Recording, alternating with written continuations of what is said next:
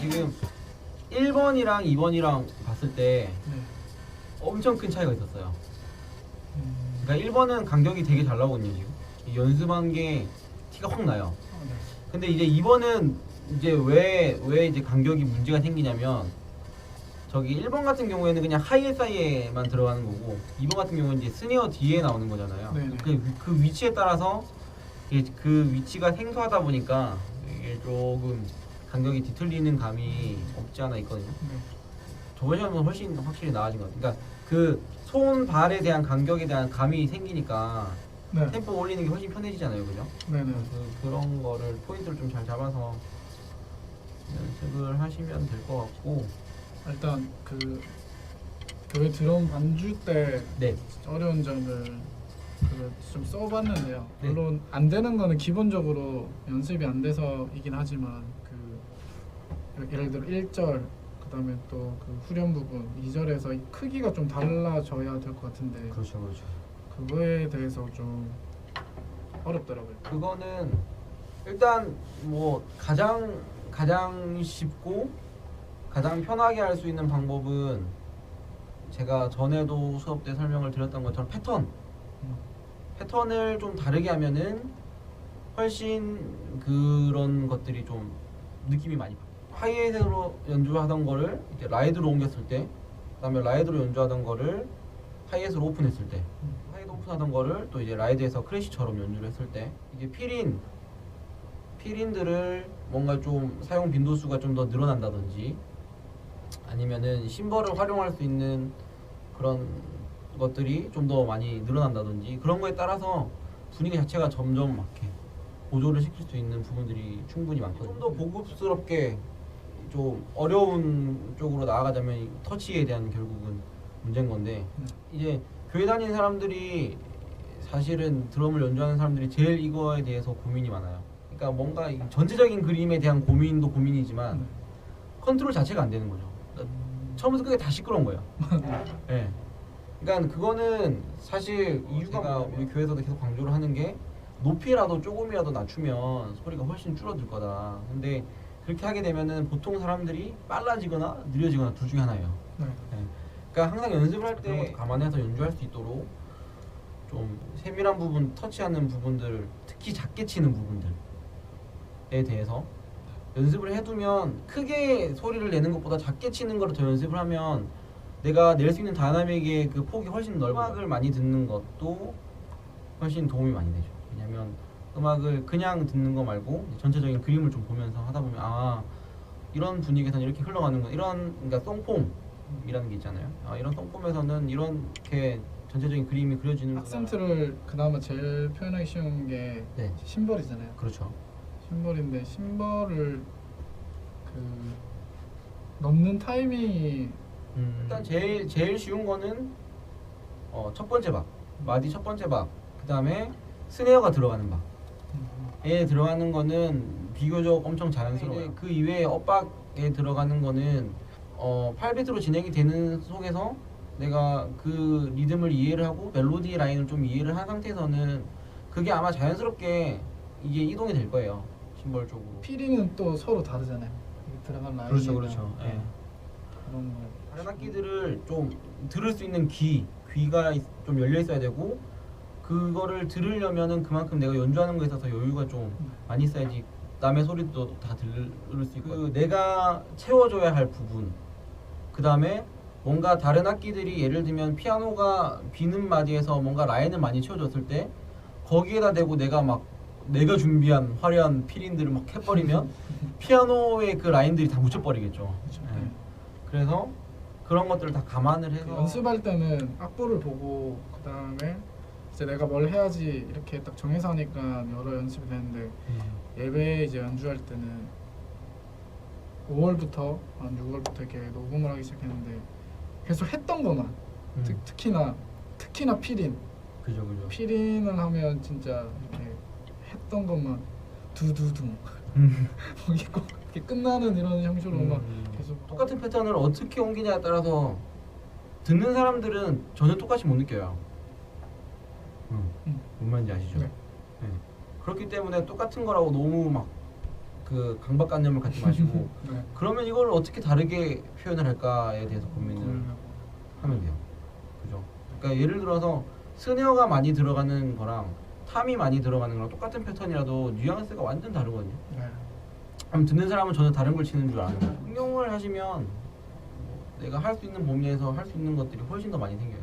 어렵고 좀 화려해 보이는 것들을 연주를 하는 것도 좋지만 연주자에게도 부담이 되고 듣는 사람에게도 어떻게 보면 되게 복잡하게 들릴 수 있는 부분들이 있거든요. 그러면 남들이 다 할 수 있고 되게 쉬운 패턴들을 어떻게 하면 단순하지 않고 좀 느낌이 좋게 들리게 할 수 있을까에 대해서 저는 고민을 되게 많이 하는 편이에요. 제가 드리고 싶은 말씀은 단순한 거를 네. 남들보다 잘 치는 것처럼 들릴 수 있도록 마치 다른 것인 것 마냥. 연기를 그렇죠. 그 백주부님이 항상 요리할 때 강조하는 게 예, 넣은 거를 모르게끔 예. 근데 그 맛이 나는 것처럼 예. 이게 제가 템포를 일정하게 가져가기 위해서 그 메트로놈을 끼고 연주를 하거든요. 하는데 자꾸 후반 갈수록 인도자가 빨라지는데 네. 이거 어떻게 해야 될지 지금은 그냥 그때는 아예 메트로놈을 빨리 살짝 올리던지 네. 혹은 꺼버리거든요. 네. 그때는 이제 어떻게 해야 제일 될지 좋은 방법은 그 리더랑 얘기를 하시는 게 제일 좋죠. 라이브 안에서는 어느 정도의 빠름과 어느 정도의 느림은 존재를 하는데 네.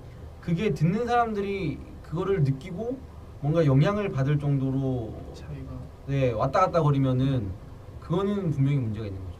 근데 그렇지 않기 위해서 메트로놈을 끼고 항상 연습을 해야 하는 부분들인 거고 메트로놈을 끼고 그 리듬들을 쳐봤을 때랑 그냥 내가 편한 템포로 리듬을 쳐봤을 때랑 느낌이 달라요. 내가 생각했던 간격은 이 간격이었는데 네. 메트로놈을 끼고 해보니까 내가 생각했던 것보다 뭔가 좀 절제된 부분들이 있네. 뭔가 좀 막히는 부분들이 있네. 뭐 그런 게 느껴질 수가 있거든요. 그러니까 그게 이제 메트로놈에서 반복이 되다 보면 그게 자연스럽게 내 몸에 배어서 연주를 할 때 그 간격을 지켜서 연주를 하게 되고 그 간격에서 벗어나면은 내가 빨라지고 있구나라는 거를 본인이 체크가 돼요.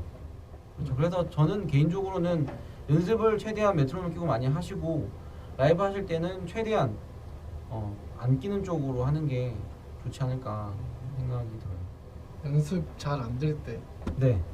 슬럼프는 네. 아니 제가 제 실력이 슬럼프라고 하는 게 그렇고 연습이 잘 안 될 때 혹시 극복하는 노하우가 알 수 있는지. 그거를 저는 중간에 잠깐 쉬었다가 그러니까 완전히 쉬었다가 며칠 놀고 그러다가 하면은 또 안 되던 게 된다라기보다는 그거를 좀 붙들고 연습할 수 있는 마음이 생기고는 충분히 연습할 때 시간을 정해놓고 그 다음에 규칙적으로 쉬는 시간을 정해놓는 게 좀 효율적이죠. 이게 드럼이 어떤 거는 눈에 보이게 막 이렇게 확 실력이 느는 게 보일 때도 있고 그리고 또 다른 거는 한참을 해도 안 되다가 갑자기 어느 순간에 그 탁 되는 경우가 있거든요.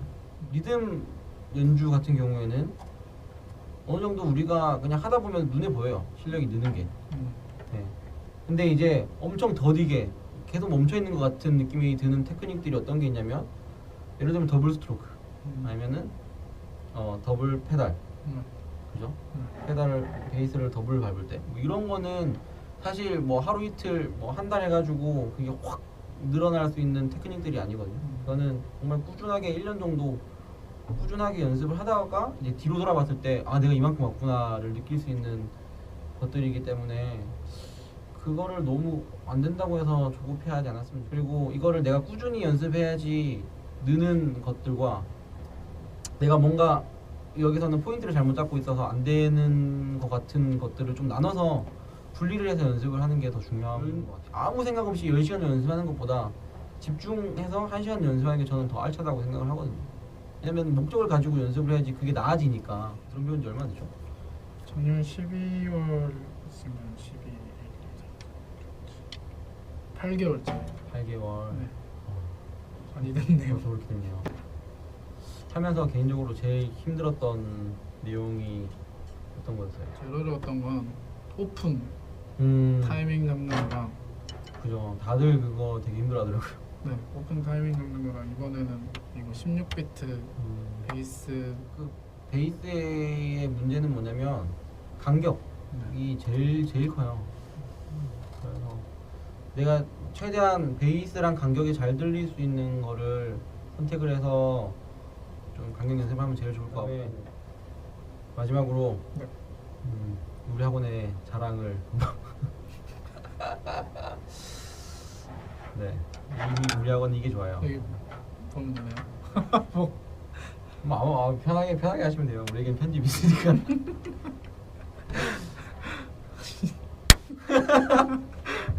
일단 드럼쌤이 잘생겼습니다. 아이고, 이거는 편집될 것 같아요.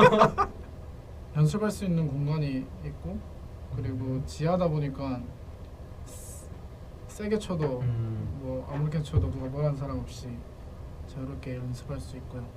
무엇보다 네, 우리 드럼쌤이 정말 잘 가르쳐 줍니다. 그래서 제가 벌써 2명 데리고 왔죠. 네네. 지금 2명 말고도 3-4명이 아 연락이 진짜요? 오는 사람이 있는데 그래도 꾸준하게 이렇게 다닐 수 있는 사람이 있으면 좋을 것 같아서 제가 VVIP네요.